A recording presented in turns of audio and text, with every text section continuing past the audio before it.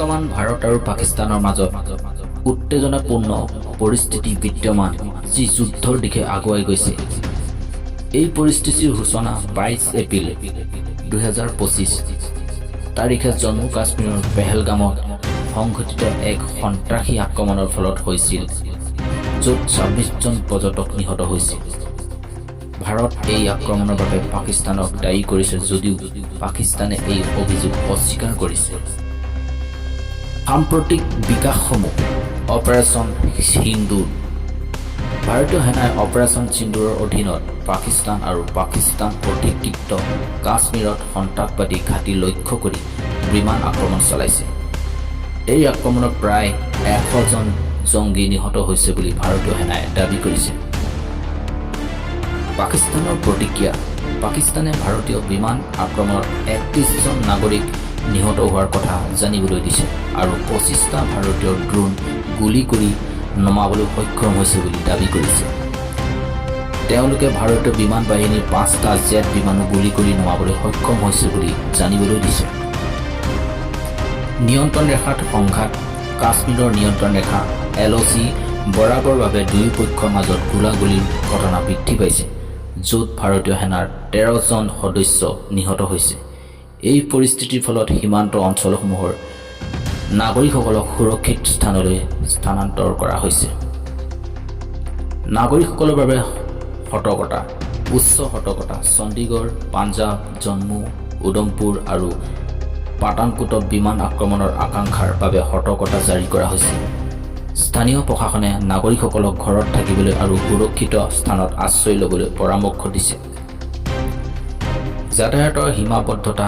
বৰ্তমান পৰিস্থিতিৰ বাবে শ্ৰীনগৰ, জম্মু, অমৃতসৰ, লেহু, চণ্ডীগড়, ধৰমশালা, বিকানেৰ, যোধপুৰ, কিষণগড় আৰু ৰাজকোটৰ সকলো বিমান উৰণি 10 মে 2025 তাৰিখৰ 23:59 বজালৈকে বাতিল কৰা হৈছে।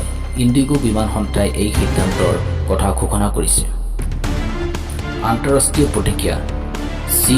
চীনে ভাৰত আৰু পাকিস্তানক সংযম অৱলম্বন কৰিবলৈ আহ্বান জনাইছে আৰু অঞ্চলত শান্তি স্থাপনক সমৰ্থন জনাইছে।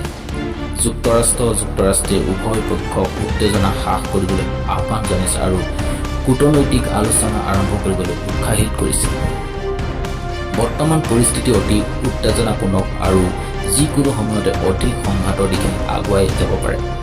যদিও উভয় পক্ষই পূৰ্ণাংগ যুদ্ধ এৰাই চলাৰ চেষ্টা কৰিছে, তথাপিও নিয়ন্ত্ৰণ ৰেখা বৰাবৰে চলি থকা সংঘাত আৰু পাল্টা-পাল্টি আক্ৰমণে পৰিস্থিতিক অধিক জটিল কৰি তুলিছে।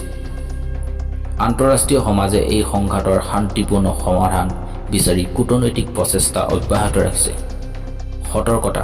আপুনি যদি সীমান্ত অঞ্চলত অৱস্থিত থাকে তেন্তে স্থানীয় প্ৰশাসনৰ নিৰ্দেশনা কঠোৰভাৱে পালন কৰক আৰু সুৰক্ষিত স্থানত থাকিবলৈ চেষ্টা কৰক। এই সংঘাতক লৈ বিশ্ব মঞ্চত চীন, ৰাছিয়া, আমেৰিকাই উভয় পক্ষক সংযম দেখুৱাবলৈ আহ্বান জনায়। জাতিসংঘে জৰুৰী বৈঠক আহ্বান কৰে। চীনে কয় উত্তপ্ত অঞ্চল শান্ত কৰক। আমেৰিকাৰ যুক্তৰাষ্ট্ৰীয় মুখপাত্ৰই কয় যুদ্ধ কোনো বিকল্প নহয়, আলোচনা হ'ব লাগে। ৰাছিয়া মধ্যস্থতাৰ প্ৰস্তাৱ আগবঢ়ায়। বিশ্ব বাণিজ্য বজাৰৰ ওপৰতো প্ৰভাৱ পৰে। তেলৰ দাম, সেনা বঁটাৰ দাম হঠাৎ বৃদ্ধি পায়।